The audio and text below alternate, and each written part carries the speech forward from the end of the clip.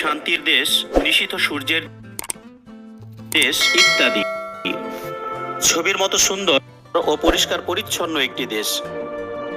নরওয়ের অপরাধ প্রবণতা একেবারেই কম এবং এই দেশটি জীবন ধারণের জন্য অত্যন্ত নিরাপদ। চলুন মরুচরের এই পর্বে নরওয়ে সম্পর্কে বিস্তারিত জেনে আসি।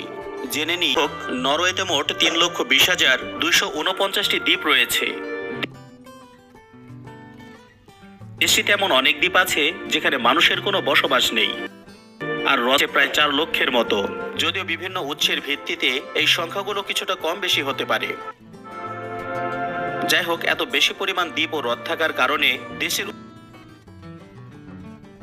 উপকূল রেখা অনেক বড়। দেশের উপকূল রেখার দৈর্ঘ্য 83,281 কিলোমিটার। এটি এতই লম্বা যে প্রাপ্তবয়স্ক কোনো ব্যক্তি যদি প্রতিদিন 12 ঘন্টা করে লাগাতার হেঁটে যায়, উত্তর দিকে যেতে থাকেন, তবে সর্বশেষ যে দেশটিতে পৌঁছাবেন সেটা হলো নরওয়ে। পৃথিবীর উত্তরে এরপরে আর কোনো দেশ নেই। বর্তমান বিশ্বে নরওয়ের অনেকগুলি পরিচয় আছে, যেমন শান্তির দেশ, নিশীথ সূর্যের দেশ ইত্যাদি। ছবির মতো সুন্দর ও পরিষ্কার পরিচ্ছন্ন একটি দেশ। নরওয়ের অপরাধ প্রবণতা একেবারেই কম এবং এই দেশটি জীবন ধারণের জন্য অত্যন্ত নিরাপদ। চলুন মরুচরের এই পর্বে নরওয়ে সম্পর্কে বিস্তারিত জেনে আসি। জেনে নিই, নরওয়ে ঠিক কতটা উন্নত, কতটা সুন্দর, দেশটিকে কেন নিশীথ সূর্যের দেশ বলা হয়, একজন বাংলাদেশি নরওয়েতে গিয়ে কি কি অসুবিধার সম্মুখীন হতে পারে, দেশের একটি শহরে মরে যাওয়া নিষিদ্ধ, কেন এই অদ্ভুত নিয়ম ইত্যাদি। নরওয়ের সরকারি নাম কিংডম অফ নরওয়ে। এটি উত্তর ইউরোপের স্ক্যান্ডিনেভিয়ান 3টি দেশের একটি দেশ। স্ক্যান্ডিনেভিয়া বলতে উত্তর ইউরোপের এমন একটি অঞ্চলকে বোঝায় যেখানে দেশগুলি ইতিহাস, সংস্কৃতি এবং ভাষার দ্বারা ঘনিষ্ঠভাবে জড়িত। সাধারণত নরওয়ে, ডেনমার্ক এবং সুইডেনকে স্ক্যান্ডিনেভিয়া বোঝায়, যদিও কখনো কখনো ফিনল্যান্ড, আইসল্যান্ড এবং ফ্যারো দ্বীপপুঞ্জকেও এর অন্তর্ভুক্ত করা হয়। যাই হোক, নরওয়েতে মোট 3,20,249টি দ্বীপ রয়েছে। দেশটিতে এমন অনেক দ্বীপ আছে যেখানে মানুষের কোনো বসবাস নেই, আর হ্রদ রয়েছে প্রায় 4 লক্ষের মতো। যদিও বিভিন্ন উৎসের ভিত্তিতে এই সংখ্যাগুলো কিছুটা কম বেশি হতে পারে। যাই হোক, এত বেশি পরিমাণ দ্বীপ ও হ্রদ থাকার কারণে দেশের উপকূল রেখা অনেক বড়। দেশের উপকূল রেখার দৈর্ঘ্য 83,281 কিলোমিটার। এটি এতই লম্বা যে প্রাপ্তবয়স্ক কোনো ব্যক্তি যদি প্রতিদিন 12 ঘন্টা করে লাগাতার হেঁটে যায়, তবে এই উপকূল পাড়ি দিতে তার 3 বছর 9 মাসেরও বেশি সময় লাগবে। নরওয়ে একটি নর্ডিক দেশ। এর মূল ভূখণ্ড ইউরোপের স্ক্যান্ডিনেভিয়া উপদ্বীপে অবস্থিত। তবে দেশটির বেশ কিছু অঞ্চল পৃথিবীর অন্যান্য স্থানেও রয়েছে, যেগুলোকে বলা হয় ওভারসিজ অঞ্চল, যেমন স্ললবার্ড।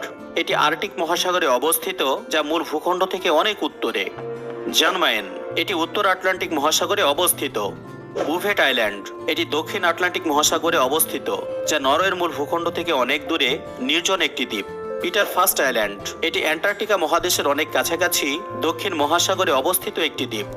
কুইন মডল্যান্ড, এটি অ্যান্টার্কটিকার একটি অংশ, যার উপরে নরওয়ের দাবি রয়েছে, অর্থাৎ অ্যান্টার্কটিকার এই অংশটি নরওয়ে নিজের বলে দাবি করে, তবে অ্যান্টার্কটিক চুক্তি অনুসারে এই দাবি বর্তমানে স্থগিত রয়েছে। মূল ভূখণ্ড ও এই সকল দ্বীপ মিলিয়ে নরওয়ের মোট ক্ষেত্রফল 3,85,207 বর্গ কিলোমিটার, যা 2.5টি বাংলাদেশের চেয়েও কিছুটা বড়। অথচ এর জনসংখ্যা 1 কোটিও নয়, মাত্র 56,10,049 জন।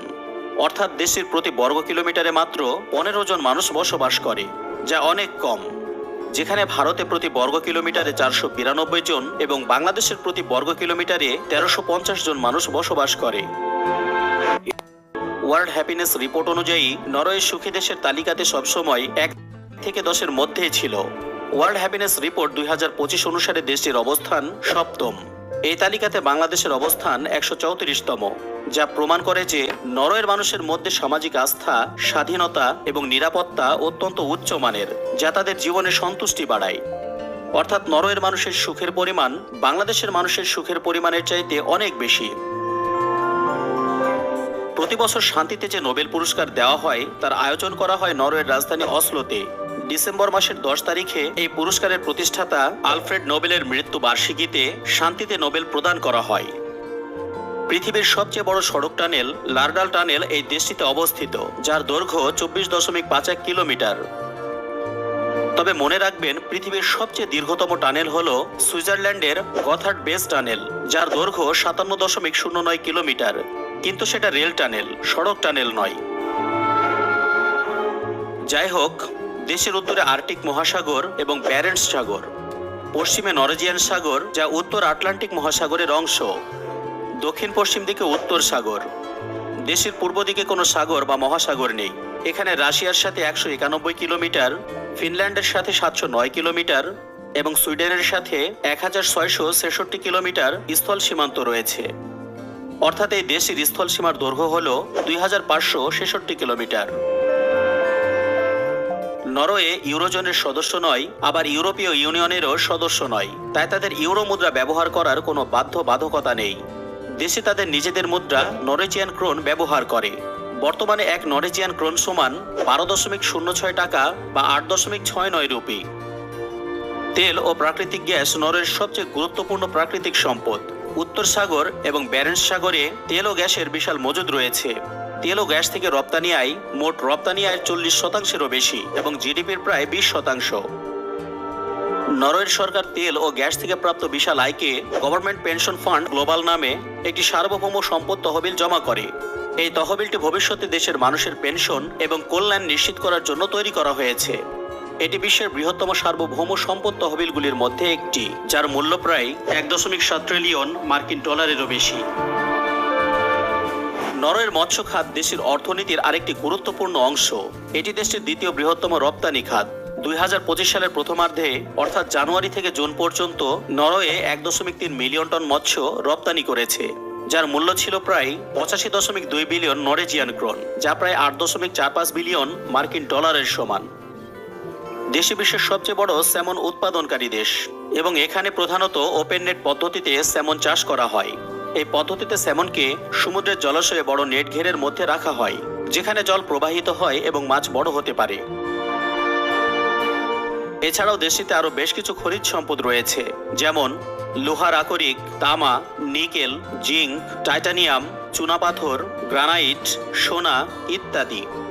দেশের কৃষি পণ্যের ভেতর রয়েছে দুধ, বার্লি, আলু, ওটস, গম, মাংস, মুরগি, ডিম, গাজর, শালগম ইত্যাদি।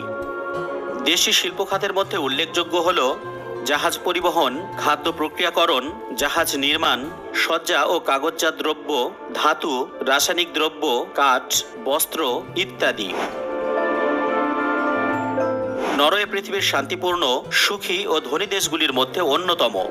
দেশের রাজধানী অসলোকে বলা হয়ে থাকে এই পৃথিবীর অন্যতম ব্যয়বহুল এবং সমৃদ্ধ শহর। অসলোতে জীবনযাপন তুলনামূলকভাবে শান্ত, নিয়মকানুন মেনে চলা ও স্বাচ্ছন্দ্যময়। শহরটিতে বেশ অনেকগুলো পার্ক, লেক এবং ফিওর্ড রয়েছে, ফলে শহরের মানুষ প্রাকৃতিক পরিবেশের সঙ্গে সময় কাটাতে পারে। শহরের বিভিন্ন স্থানে প্রায়শই গান বাজনার আয়োজন করা হয়। পাবলিক ট্রান্সপোর্ট যেমন ট্রাম, বাস, মেট্রো এবং ফেরি খুবই উন্নত, তাই ব্যক্তিগত গাড়ির প্রয়োজন হয় না। নরওয়ের মানুষেরা এসব সার্ভিস পেতে লাইনে দাঁড়ানোর প্রয়োজন হলে তারা লাইনে দাঁড়িয়ে শান্তভাবে অপেক্ষা করে, কাউকে ঠেলাঠেলি করে না। এছাড়াও এসব শহর, এমনকি নরওয়ের প্রত্যেকটা অঞ্চলেই সাইকেল চালানো খুবই জনপ্রিয়। তবে অসলো বিশ্বের অন্যতম দামি শহর হওয়ার কারণে এখানকার খরচ তুলনামূলক অনেক বেশি। মনে করুন আপনি একা মানুষ আর আপনার কাছে 2.5 লক্ষ টাকা আছে, তাহলে বাংলাদেশের রাজধানী ঢাকাতে এই টাকা দিয়ে আপনি 1 বছর খুব ভালোভাবে কাটিয়ে দিতে পারবেন। কিন্তু এই 2.5 লক্ষ টাকা বা 20,790 নরওয়েজিয়ান ক্রোন দিয়ে অসলোতে বড়জোর আপনি 1 থেকে 2 মাস বসবাস করতে পারবেন। তবে এখানকার স্থানীয়দের জন্য উঁচু বেতন এবং শক্তিশালী সামাজিক সেবা থাকার কারণে জীবনমান সুষ্ঠু, নিরাপদ এবং সুবিধাজনক, অর্থাৎ তাদের অভাবের ভেতরে পড়তে হয় না। এই দেশটিতে বেকারত্বের হার প্রায় 4%। বার্গেন হলো নরওয়ের দ্বিতীয় বৃহত্তম শহর, যা দেশের পশ্চিম উপকূলে অবস্থিত। এটি 1000 বছরেরও বেশি পুরনো এবং ঐতিহ্য, সংস্কৃতি ও প্রাকৃতিক সৌন্দর্যের কারণে পর্যটকদের মধ্যে খুবই জনপ্রিয়। বার্গেনকে ঘিরে আছে 7টি পাহাড়, তাই এটিকে কখনো কখনো 7 পাহাড়ের শহর নামে ডাকা হয়। IMF এর 2025 সালের সর্বশেষ হিসাব মতে নরওয়ের নমিনাল জিডিপি 504.276 বিলিয়ন মার্কিন ডলার, যা 31তম, এবং পার ক্যাপিটা নমিনাল জিডিপি 89,694 মার্কিন ডলার, যা 6ষ্ঠতম। এবং পার্সেজিং পাওয়ার প্যারিটি অনুযায়ী জিডিপি 606.59 বিলিয়ন মার্কিন ডলার, যা 49তম। এই ক্যাটাগরিতে পার ক্যাপিটা জিডিপি 1,07,892 মার্কিন ডলার, যা 5মতম। অর্থাৎ মোট অর্থনীতির আকার থেকে বোঝা যায় যে আন্তর্জাতিক বাণিজ্যের ক্ষেত্রে নরওয়ের অর্থনীতির আকার খুব একটা বড় নয়। এটি বৈশ্বিক অর্থনীতির একটি মাঝারি শক্তির দেশ। তবে মনে রাখতে হবে, এই জিডিপি তৈরি হয়েছে মাত্র 56 লক্ষ মানুষের মাধ্যমে। মার্কিন যুক্তরাষ্ট্রের মতো 34 কোটি বা চীনের মতো 141 কোটি মানুষের মাধ্যমে নয়। তাই তো মাথাপিছু জিডিপির দিক থেকে বোঝা যায় নরওয়ের মোট সম্পদ তুলনামূলকভাবে কম সংখ্যক মানুষের মধ্যে ভাগ হয়েছে। এর ফলে প্রতিটি নাগরিকের গড় আয় এবং ক্রয় ক্ষমতা বিশ্বের সর্বোচ্চ পর্যায়ে রয়েছে। অর্থাৎ এটি নিঃসন্দেহে বলা যায় যে দেশটি খুব উঁচু পর্যায়ের ধনী। হিউম্যান ডেভেলপমেন্ট ইন্ডেক্স 2025-এ প্রকাশিত রিপোর্টে 1990 থেকে 2022 সাল পর্যন্ত নরওয়ে ছিল প্রথম। 2023 সালে নরওয়ে হয়েছে দ্বিতীয়, আর প্রথম স্থানে চলে গেছে আইসল্যান্ড। এই তালিকাতে বাংলাদেশের র্যাঙ্ক 130। এক কথায় আমরা এই সিদ্ধান্তে আসতে পারি যে নরওয়ে একটি সমৃদ্ধ, স্থিতিশীল এবং উন্নত দেশ, যা তার নাগরিকদের জীবনমান উন্নত করতে এবং সামাজিক নিরাপত্তা নিশ্চিত করতে সফল হয়েছে। এটি অতি উন্নত মানব উন্নয়নের একটি আদর্শ উদাহরণ। গ্লোবাল পিস ইন্ডেক্স 2025 অনুসারে নরওয়ের র্যাঙ্ক 32, যা যুক্তরাজ্যের কাছাকাছি। এই শান্তি সূচকে বাংলাদেশের র্যাঙ্ক 123। যাই হোক, এটা নিশ্চিত যে নরওয়ে একটি নিরাপদ ও শান্তিপূর্ণ দেশ, যেখানে রাজনৈতিক অস্থিরতা, দুর্নীতি, আইন শৃঙ্খলা সমস্যা ও সামাজিক সহিংসতার মাত্রা অত্যন্ত কম। 2024 সালের তথ্য মতে দেশের মানুষ ধর্মীয়ভাবে 68.5% খ্রিস্টান, 27.3% নাস্তিক, 3.4% মুসলিম, 0.4% বৌদ্ধ, 0.21% হিন্দু এবং 0.19% অন্যান্য ধর্মের মানুষ রয়েছে। দেশের প্রায় 84% মানুষই শহরে বসবাস করে। মোট জনসংখ্যার প্রায় 99% মানুষই শিক্ষিত। বেশ কিছু উৎস অনুসারে এই পরিমাণটি 100%। যাই হোক, নরওয়েতে আপনি যত মানুষ দেখতে পাবেন তারা মূলত জাতিগোষ্ঠীভাবে 79.2% নরওয়েজিয়ান এবং বাকি 20.8% অনরওয়েজিয়ান মানুষ, যাদের অধিকাংশই অন্যান্য ইউরোপীয়। নরওয়ের এই অংশটি হল স্ললবার্ড দ্বীপপুঞ্জ। স্ললবার্ড হল পৃথিবীর সবচেয়ে উত্তরের স্থায়ীভাবে বসবাসযোগ্য স্থান। পৃথিবীর উত্তরে এরপরে আর কোনো স্থান নেই যেখানে মানুষের বসবাস রয়েছে।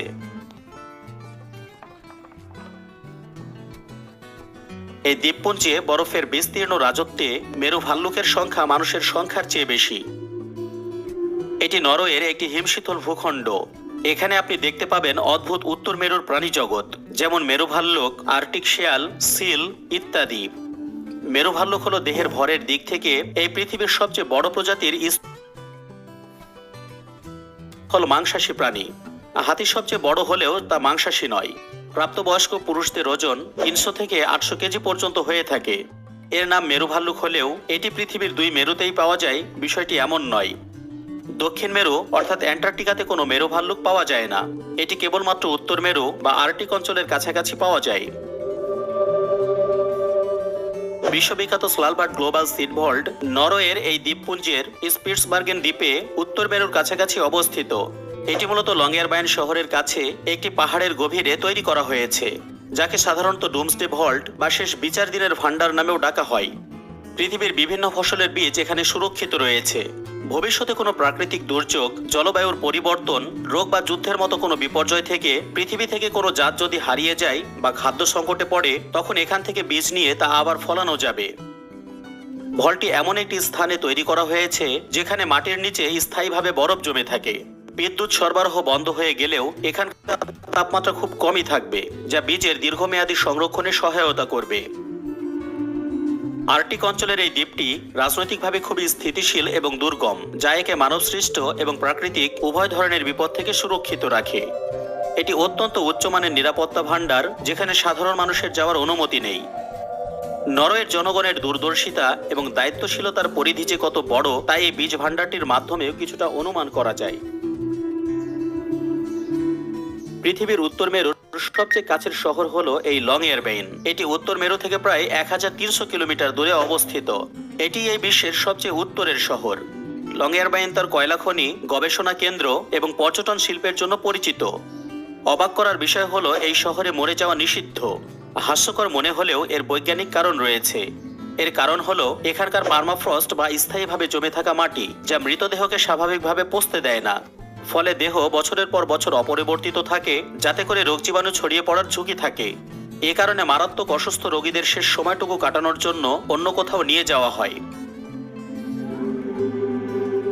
নরওয়ের অফিসিয়াল ভাষা হলো দুটি, নরওয়েজিয়ান এবং সামি। তবে সাধারণত প্রায় সকলেই ইংরেজি বুঝতে ও বলতে পারে। দেশটির নাগরিকদের নরওয়েজিয়ান বলা হয়।